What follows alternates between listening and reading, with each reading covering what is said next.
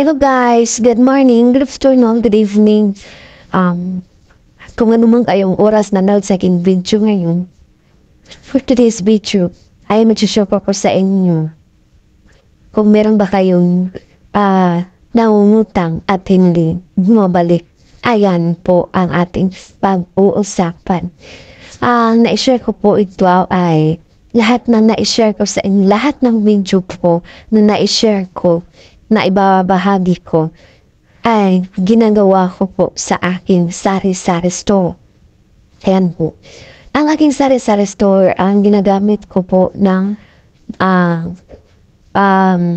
isa po ito sa hanap buhay na nandito lang po ako sa bahay.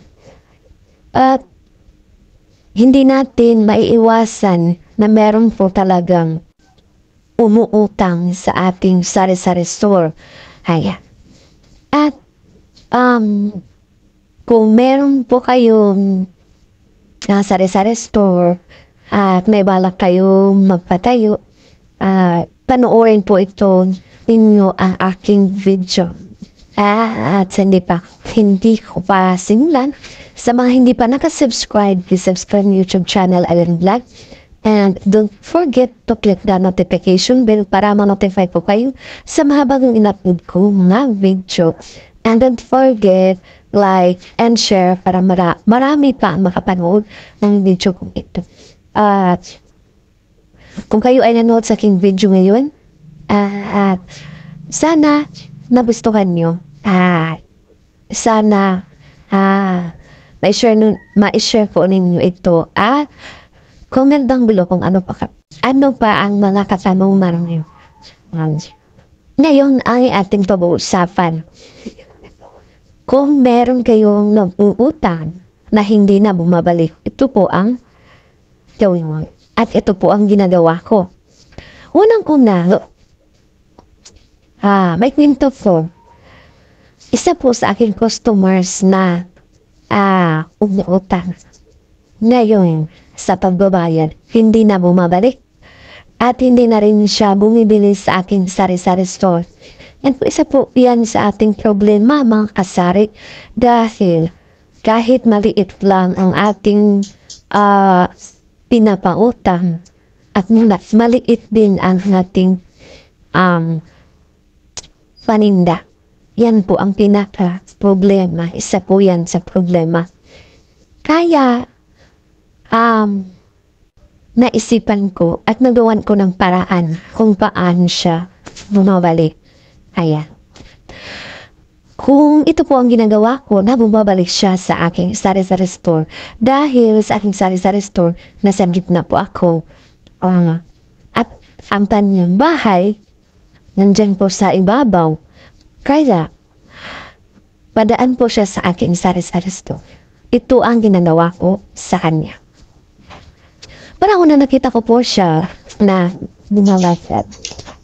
Alam naman ninyo, hindi po ako magalit kung ikaw ay hindi magbayan. Ang ginagawa po ito. Pinag-uusapan ko po siya na saan ka pumunta? Anong ginagawa mo? Yan.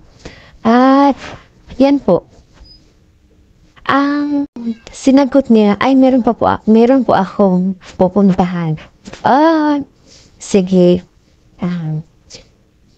May dala po siyang bata. Po kaniyang anak. Sa pagkakamang anak mo. Ayan, sinabi ko. At hindi na siya sumagot. Lumalakad na siya. Pagbalik niya ay inaabangan ko sa labas. Diyan po ako umupo sa aking upuan sa labas. Meron po kaming upuan sa labas na aming tindahan. Diyan po ako. Diyan po. Ayan, inaabangan ko po siya. At may mga sinasabi po ako sa kanya at umupo siya tabi ko. Marami kami pinag-uusapan ng buhay na asawa. At yun, pagdating sa naghanap ako ng tiyempo, sinasabi ko sa kanya na yung pala utang mo, tagal na po yan. magwa 1 month na, huwag niyo ako, sinabi ko na sana mabayaran mo dahil matagal na po yung kahit ang kanyang utang ay 200. Malaki rin po yan para sa akin dahil 2 kilo na po yan na asukal at meron pang asin ang 200. Dahil ang asukal na yun ay 60 na at 2, naku po, 120, meron pa akong 80. Marami pang ma-rolling sa aking mga paninda.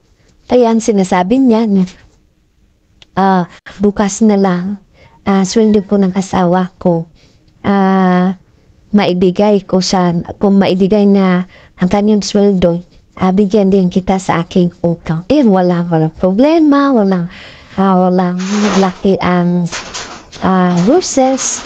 Yan po. Sinabi ko, asan ko yun? Hindi na po ang tugon po. Kinakailangan ko po yan.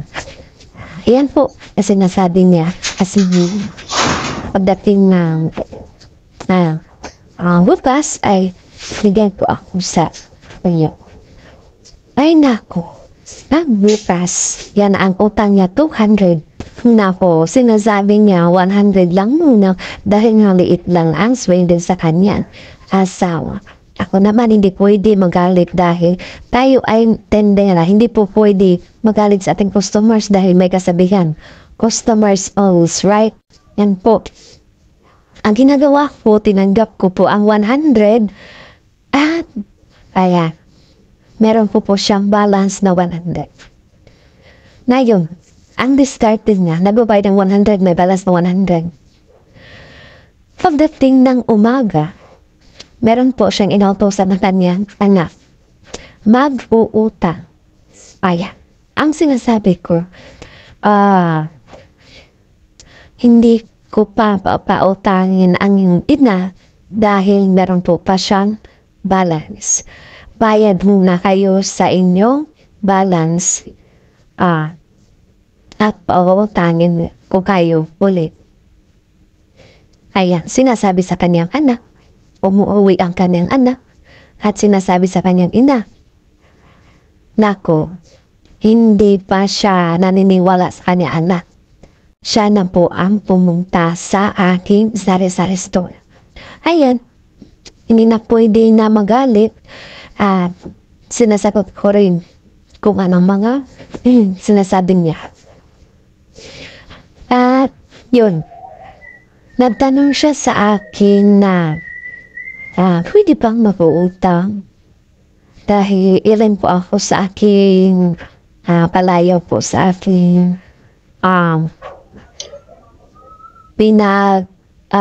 tatayuan sa aking sari-sari store o sa aking lugar. At sinabi niya, Helen, pwede ko bang umuutang dahil wala na akong ulam mga anak. Sinasabi ko na, sana mabayaran mo naman ang iyong balance dahil tayo ay para ito ay merong ulam, ako din meron po akong dili sa market o mairoling sa aking tindahin dahil alam naman ninyo na maliit lang po ang aking puhunan. Makita po ninyo ang aking sari-sari store, hindi po siya kalaki lang. Kaya, ayan, ang sinasabi ko. Nakaintindi naman siya at sinabi ko sa kanya na sana naintindihan mo ako dahil ako ay nagtitinda ng maliit na puhunan. Kaya, sana maintindihan niyo. Hindi ko po siya pinauta. Hindi ko po siya pinauta. At maawa ka naman ako. Pero kung tayo ay wala namang mawala sa ating maawain tayo. Malaki po yan. Tulong sa ating kapwa.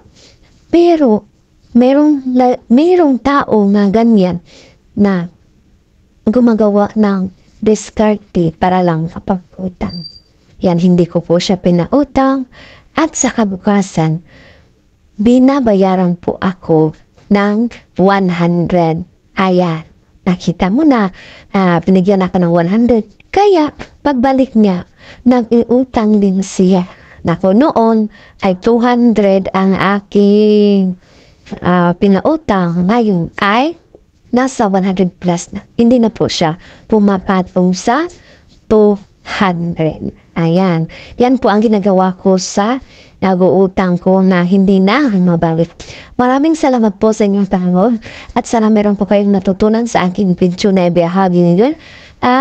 Don't forget to like and share. Maraming salamat po sa inyong lahat. God bless all.